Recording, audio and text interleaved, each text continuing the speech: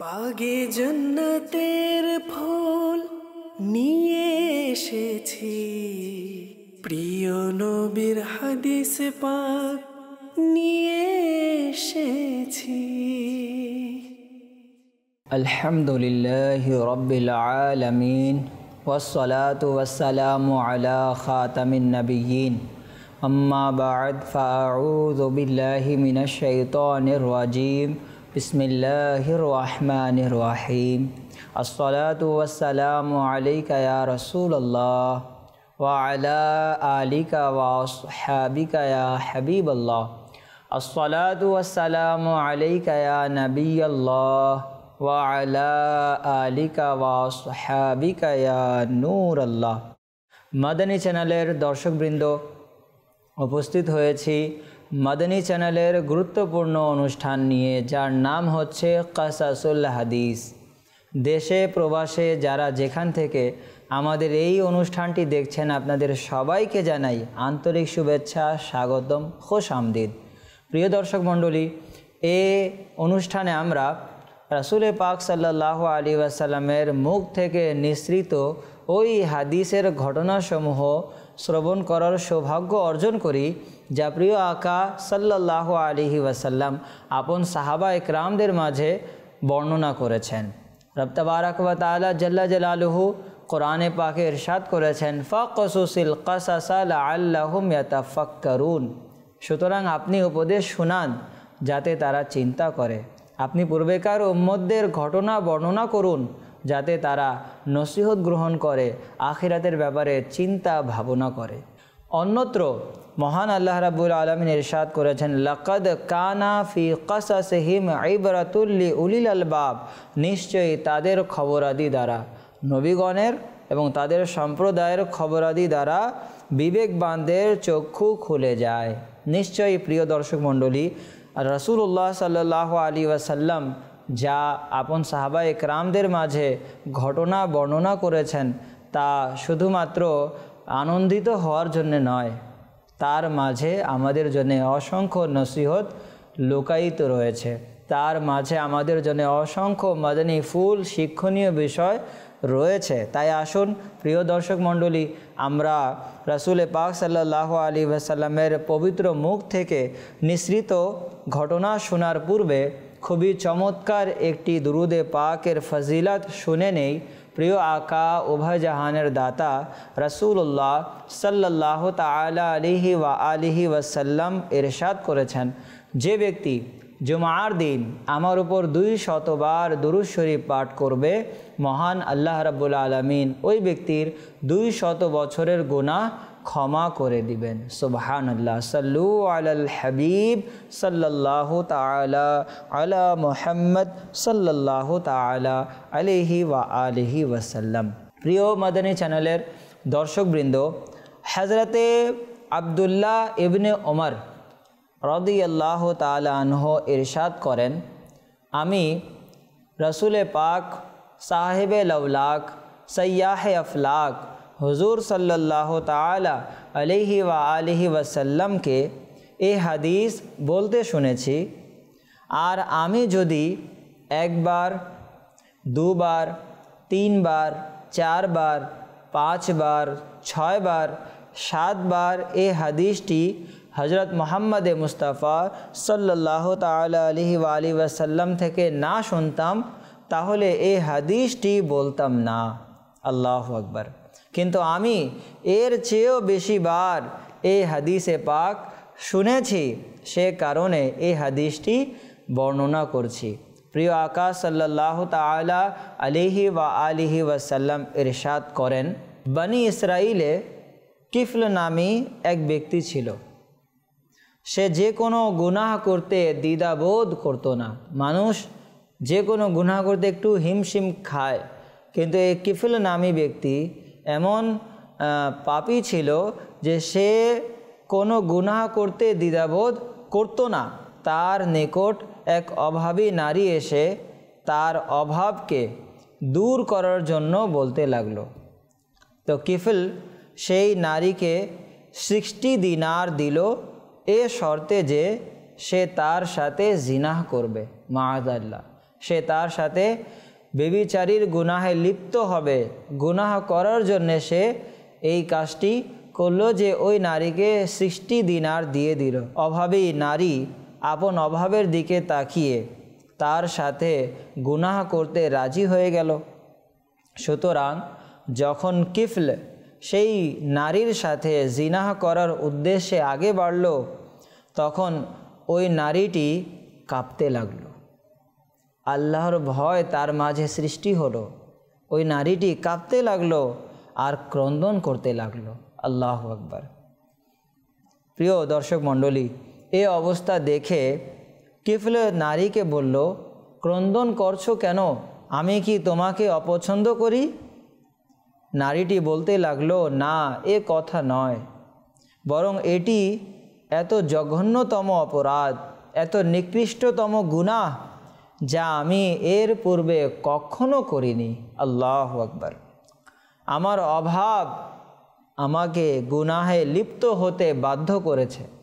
প্রিয় দর্শক মণ্ডলী, কিফলের অন্তরে এ কথাগুলো প্রভাব বিস্তার করল।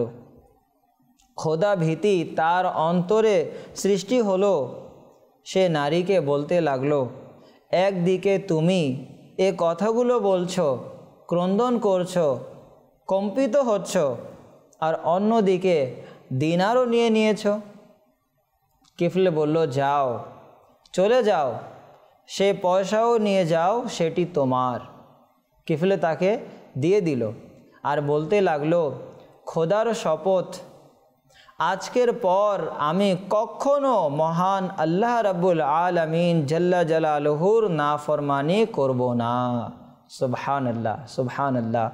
সেই রাতেই প্রিয় দর্শক মণ্ডলী, দেখেন যে আল্লাহ তাবারক ওয়া তাআলা যার প্রতি দয়া করবেন সেই নাজাত প্রাপ্ত হবে, সেই মুক্তি পাবে। এই কিফল এই কাজটি করলো, এই নেকি করলো। সে কিন্তু গুনাহগার ছিল। সে এমন গুনাহগার ছিল যে কোনো গুনাহ করতেই সে দ্বিধাবোধ করতো না, যে কোনো গুনাহ করতে সে প্রস্তুত ছিল। তো এই নেক কাজ করার পর সে কি প্রতিজ্ঞা করলো? সে আল্লাহ তাআলার শপথ করে বলল যে আজ থেকে আমি কখনো মহান আল্লাহ রাব্বুল আলামিনের নাফরমানি করব না। সত্য তওবা, আল্লাহ তাআলার দরবারে সত্য অন্তরে তওবা, এটি হচ্ছে সত্য অন্তরে তওবা। সেই রাতেই কিফলের ইন্তেকাল হয়ে গেল। আল্লাহু আকবার। যখন সকাল হলো তখন তার দরজায় লেখা ছিল, নিশ্চয়ই মহান আল্লাহ রাব্বুল আলামিন জাল্লা ওয়া আলা কিফলের মাগফিরাত করে দিয়েছেন। সুবহানাল্লাহ, সুবহানাল্লাহ। তো প্রিয় দর্শক মণ্ডলী, এই নেক কাজের বরকতে আল্লাহ তাআলা তার ক্ষমা করে দিলেন। এই ঘটনায় আমরা একটু চিন্তা করি, একটু ভাবি, এই ঘটনায় আমরা কি কি শিক্ষা লাভ করতে পারি। প্রথম নাম্বার শিক্ষা, যে আব্দুল্লাহ ইবনে ওমর, এই হাদিসের রাবি হজরতে ওমর রাদিয়াল্লাহু তাআলা আনহুর প্রিয় সন্তান আব্দুল্লাহ ইবনে ওমর রাদিয়াল্লাহু আনহু, এই হাদিসটি প্রিয় নবী সাল্লাল্লাহু আলাইহি ওয়াসাল্লাম থেকে একবার নয়, দুবার নয়, 7 বার নয়, 7 বারের চেয়ে অধিকবার তিনি শুনেছেন, অতঃপর বলেছেন। পক্ষান্তরে আমাদের অবস্থা কেমন? আমরা অনেকেই বলে দেই যে কোরআনে আছে, হাদিসে আছে, অথচ যখন সঠিক তদন্ত নেওয়া হবে তখন তা কোরআনে নেই, তখন তা হাদিসে নেই। কিন্তু কথায় কথায় আমাদের অভ্যাস এমন, আমরা বলে দিই কোরআনে আছে, হাদিসে আছে, অথচ তা হাদিসে কোরআনে নেই। তো এটি হচ্ছে অপবাদ। বুখারী শরীফের হাদিস, রাসূলুল্লাহ সাল্লাল্লাহু তাআলা আলাইহি ওয়া আলিহি ওয়াসাল্লাম ইরশাদ করেছেন, বাল্লিগু আন্নি ওয়ালাউ আয়া, পৌঁছিয়ে দাও আমার পক্ষ হতে যদিও বা একটি আয়াত হোক। ওয়াহাদ্দিসু আন বানি ইসরাঈলা ওয়ালা হারাজা, এবং বানি ইসরাইলের ঘটনাসমূহ বর্ণনা করো, এতে কোনো সমস্যা নেই। ওয়ামান কাযাবা আলাইয়া মুতাআম্মিদান ফালিয়াতাবাওয়া মাকআদাহু মিনান নার, আর যে ব্যক্তি ইচ্ছাকৃতভাবে আমার উপর মিথ্যার অপবাদ দিবে তবে তার উচিত সে আপন ঠিকানা জাহান্নামে বানিয়ে নেয়। প্রিয় দর্শক মণ্ডলী, বুখারী শরীফের এই হাদিস আমাদেরকে ভয় দেখাচ্ছে, একদিকে দেখেন আব্দুল্লাহ ইবনে ওমর রাদিয়াল্লাহু আনহু এই হাদিসের উপর কেমন আমল করলেন, বাল্লিগু আন্নি ওয়ালাউ আয়া, প্রিয় নবীর ফরমান, পৌঁছিয়ে দাও আমার পক্ষ থেকে যদিও বা একটি আয়াত হোক। আব্দুল্লাহ ইবনে ওমর এই আয়াত দ্বারা উদ্দেশ্য কি? মুফতি আহমদ ইয়ার খান নাইমি রাহমাতুল্লাহি তাআলা আলাইহি মিরাতুল মানাজিতে লিখেছেন যে আয়াত এর অর্থ হচ্ছে আলামত, আয়াতের অর্থ হচ্ছে চিহ্ন। তো এই আলামত, এই চিহ্ন, মুআজিজাকে বয়ান করাও হচ্ছে আলামত। এই আলামতের চিহ্ন কি? এই আলামতের চিহ্ন হচ্ছে কোরআনের আয়াত বর্ণনা করা, হাদিসে পাক বর্ণনা করা, মাসআলা মাসাইল বর্ণনা করা, এটি হচ্ছে আয়াত, এটি হচ্ছে উদ্দেশ্য। আর যদি এই আয়াত দ্বারা শুধুমাত্র এটি উদ্দেশ্য হয় যে কোরআনের আয়াত, তাহলে এই উদ্দেশ্য হবে যে এই আয়াত দ্বারা যা যা আহকাম, যা যা মাসআলা, যে হাদিস প্রকাশ পায় তা বর্ণনা করা। তো এই বাল্লিগু আন্নি ওয়ালাউ আয়াতের যিনি সত্য নিদর্শন ছিলেন আব্দুল্লাহ ইবনে ওমর রাদিয়াল্লাহু আনহু, তিনি কেমনভাবে তাবলীগ করলেন, তিনি কিভাবে দ্বীন ইসলামের যেই বার্তা পৌঁছে দিলেন, যে তিনি নিজ পক্ষ থেকে তিনি বলেন যে আমি এই হাদিসটি রাসূলুল্লাহ সাল্লাল্লাহু আলাইহি ওয়াসাল্লাম থেকে 7 বারের চেয়েও বেশি বার শুনেছি, বিধায় এই হাদিসটি আমি বর্ণনা করছি। তার মানে তারা যেরকম ইসলাম নবী পাক সাল্লাল্লাহু আলাইহি ওয়াসাল্লাম থেকে নিয়েছেন, সেই ইসলাম আমাদের কাছে পৌঁছিয়েছেন। এই হাদিসের উপর তাদের আমল কেমন? আর বর্তমানে আমরা কি বলি? যেটি কোরআনে নেই, হাদিসে নেই, কোরআনে আছে, হাদিসে আছে। তো মনে রাখবেন আল্লাহ তাবারক ওয়া তাআলার শেষ নবী মক্কি মদনী সাল্লাল্লাহু আলাইহি ওয়াসাল্লাম কি বলেছেন? ওয়ামান কাযাবা আলাইয়া মুতাআম্মিদান ফালইয়াতাবাওয়া মাকআদাহু মিনান নার। যে ব্যক্তি ইচ্ছাকৃতভাবে আমার উপর মিথ্যা অপবাদ দিবে, তার উচিত যে আপন ঠিকানা জাহান্নামে বানিয়ে নেয়। তো প্রিয় নবী সাল্লাল্লাহু আলাইহি ওয়াসাল্লাম যে হাদিস নেই, আমরা যদি বলি হাদিসে আছে, এটি কি? এটি মিথ্যা অপবাদ দেওয়া। যেটি কোরআনে নেই, যদি আমরা বলে দিই কোরআনে আছে, এটি কি? এটি হচ্ছে মিথ্যা অপবাদ দেওয়া। তো দ্বীন ইসলামের কথা তাই বলা উচিত যা কোরআন হাদিসে আছে, নিজ পক্ষ থেকে কোনো কিছু না বলা।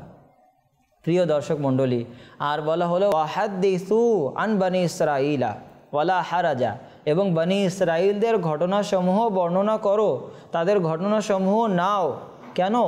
এই ঘটনাসমূহের মাঝে আমাদের জন্য শিক্ষণীয় বিষয় রয়েছে, এই ঘটনায় আমাদের জন্য নসিহত রয়েছে। এই ঘটনা শুনে আমরা নসিহত গ্রহণ করতে পারবো, গুনাহ থেকে বেঁচে থাকতে পারবো। তো কতই না প্রিয় হাদিস।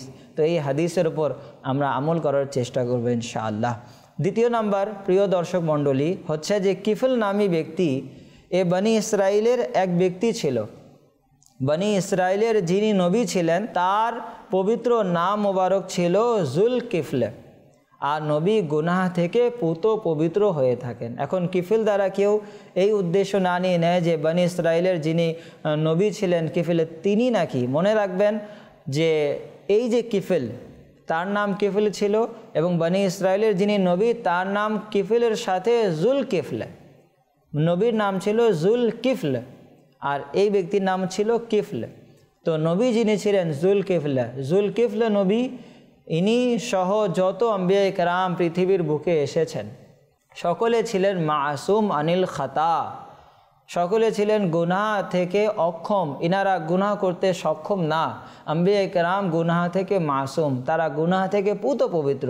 তো এই ব্যক্তি দ্বারা উদ্দেশ্য জুল কিফল তো হতেই পারে না, তার এই ব্যক্তির নাম ছিল কিফল, আর বনি ইসরাইলের নবীর নাম ছিল জুল কিফল। তৃতীয় শিক্ষা আমরা কি নিতে পারি যে কিফলের তওবা। প্রিয় দর্শক মণ্ডলী দেখুন, এক হচ্ছে কি গুনাহ করার ইচ্ছা নেই, শুধুমাত্র অন্তরে ইচ্ছে জাগলো গুনাহ করব কিন্তু তওবা করে নিলাম, এটি হচ্ছে এক দিক। কিন্তু কিফলের তওবা গুনাহের উপর ক্ষমতা থাকার পর গুনাহ না করার কারণে তার তওবা কবুল হয়ে গেল। তার মানে জানা গেল যে তওবা বান্দা যখনই করুক না কেন, তওবা আল্লাহ তাআলার দরবারে কবুল মকবুল। সে গুনাহ করে ফেলুক বা না করুক, যদি আল্লাহ তাআলার দরবারে সত্য নিয়তে তওবা করে, আল্লাহ তাআলা তার তওবাকে কবুল করে নেবেন। যেভাবে কিফলের গুনাহের ইরাদা ইচ্ছা করার পর যখন সে তওবা করলো, আল্লাহ তাআলা তার তওবাকে কবুল করলেন। শুধু তার তওবাই কবুল করলেন না, বরং তার যে ঘর, ওই ঘরের দরজায় লেখা ছিল যে নিশ্চয় মহান আল্লাহ তাআলা কিফলের মাগফিরাত করে দিয়েছেন। আল্লাহু আকবার, আল্লাহু আকবার।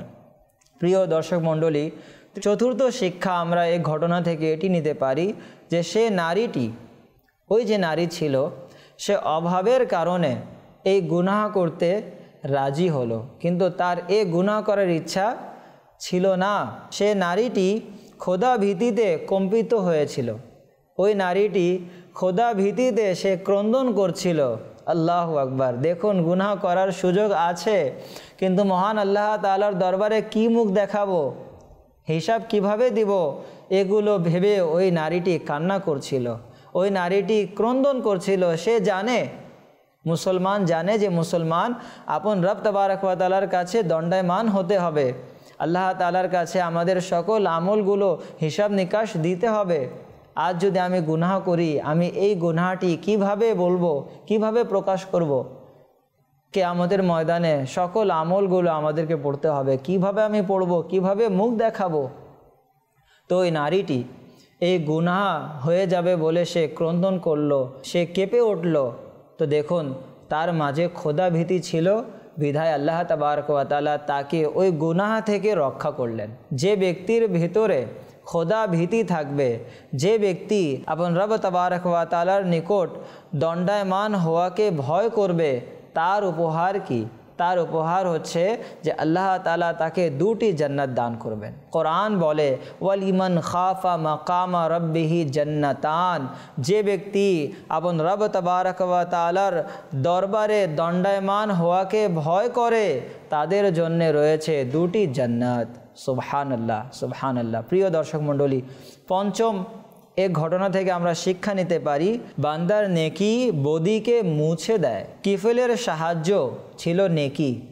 এই নেকি করার বরকতে মহান আল্লাহ তাআলা তার গুনাহকে মুছে দিলেন। তো আমাদের মাঝে আমরা অনেকে গুনাহ করেছি, তো গুনাহ হয়ে যাওয়ার পর আমরা নেক কাজ করতে থাকি, আমরা নেক আমল করতে থাকি। এই নেক আমলের বরকতে মহান আল্লাহ তাআলা আমাদের গুনাহকে মুছে দিবেন। আমরা নেক আমল করি, আল্লাহ তাআলার দরবারে সত্য অন্তরে তওবা করি, আল্লাহ তাআলা এই তওবার বরকতে, আল্লাহ তাবারক ওয়া তাআলা এই নেক আমলের বরকতে আমাদের পূর্বের গুনাহ ক্ষমা করবেন। শুধু ক্ষমা করবেন না, বরং আরও নেক আমল করার আমাদেরকে তৌফিক দান করবেন। তো প্রিয় দর্শক মণ্ডলী, তওবা খুবই গুরুত্বপূর্ণ একটি নেয়ামত। এই নেয়ামতকে আমরা নিয়ে নেই। আমরা প্রত্যেক দিন, সারা দিন অতিবাহিত হয়ে যাওয়ার পর 2 রাকাত নফল রাত্রে ঘুমানোর পূর্বে আদায় করি, সালাতুত তওবা আদায় করে মহান আল্লাহ তাআলার কাছে ক্রন্দন করি যে মওলা, মানুষ হিসেবে জেনে না জেনে, ইচ্ছায় অনিচ্ছায় আল্লাহ গুনাহ হয়ে গিয়েছে, আল্লাহ তুমি ক্ষমা করে দাও। তো প্রত্যেক দিন যদি আমরা ক্ষমা চাই, আমরা তওবা করি, হাদিসে পাকে রয়েছে, আত-তাইবু মিনাজ যামবি কামান লা যামবা লা, গুনাহ থেকে তওবাকারী এমন যেন সে গুনাহই করেনি। জি প্রিয় দর্শক মণ্ডলী, যে গুনাহ করে নাই এমন হচ্ছে তওবাকারী। তো আমরা তওবা করব না কেন? তো আসুন আমরা সত্য নিয়তে তওবা করে নেই। আর ষষ্ঠ নাম্বার যা আমরা শিক্ষা নিতে পারি, মনে রাখবেন প্রিয় দর্শক মণ্ডলী, যদি কখনো আমাদের গুনাহ করার ইচ্ছা পোষণ করে, এমনকি আমরা গুনাহ করতে ক্ষমতাবান হয়ে যাই, ওই সময় যদি আল্লাহ তাবারক ওয়া তাআলার ভয়ে, আল্লাহ তাআলার খোদা ভীতিতে গুনাহকে ছেড়ে দেই, তবে আল্লাহ তাআলা বান্দাকে ইবাদতের মিষ্টতা দান করেন। আজকে আমরা ইবাদত করি, মিষ্টতা নেই। আজকে আমরা তিলাওয়াত করি, মন লাগে না। মসজিদে বসলে আমাদের মন লাগে না, কিভাবে লাগবে? আমরা মসজিদে বসি, আমাদের ধ্যান ধারণা বাহিরে। আমরা নামাজে আসি, আমরা আমাদের ধ্যান ধারণা দোকানে, ধ্যান ধারণা ব্যবসা বাণিজ্যে, কিভাবে আমাদের মন লাগবে?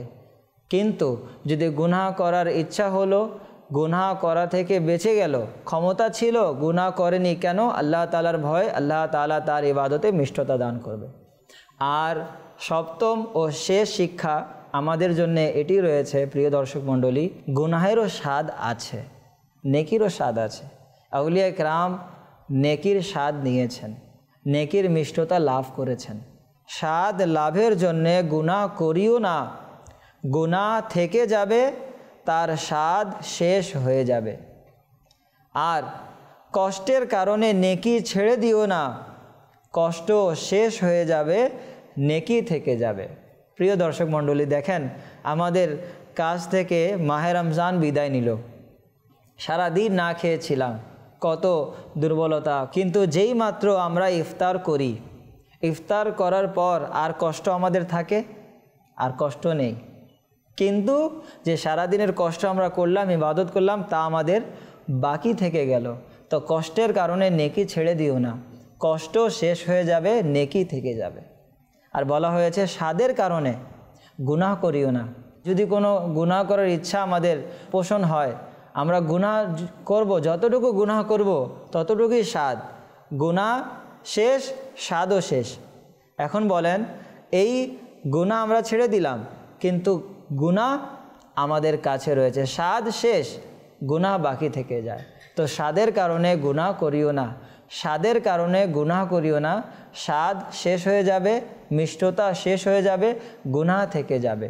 তো প্রিয় দর্শক মণ্ডলী, আজকে আমরা যা শিখলাম, আশা করি এতে আমাদের জন্য অসংখ্য শিক্ষণীয় বিষয় রয়েছিল। আর আমরা শিখেছি আল্লাহ রাব্বুল আলামিনের কাছে দোয়া, আল্লাহ তাবারক ওয়া তাআলা আমাকে আপনাদেরকে যা শ্রবণ করেছি এর ওপর আমল করে অপর মুসলমান ভাইদের নিকট পৌঁছে দেওয়ার সৌভাগ্য দান করুক। আমিন বেজাহে খাতামিন নবিয়্যিন সাল্লাল্লাহু আলাইহি ওয়া আলিহি ওয়াসাল্লাম। সাল্লু আলাল হাবিব সাল্লাল্লাহু তাআলা আলা মুহাম্মদ সাল্লাল্লাহু আলাইহি ওয়াসাল্লাম। বাগে জান্নাতের ফুল নিয়ে এসেছি, প্রিয় নবীর হাদিস পাক নিয়ে এসেছি।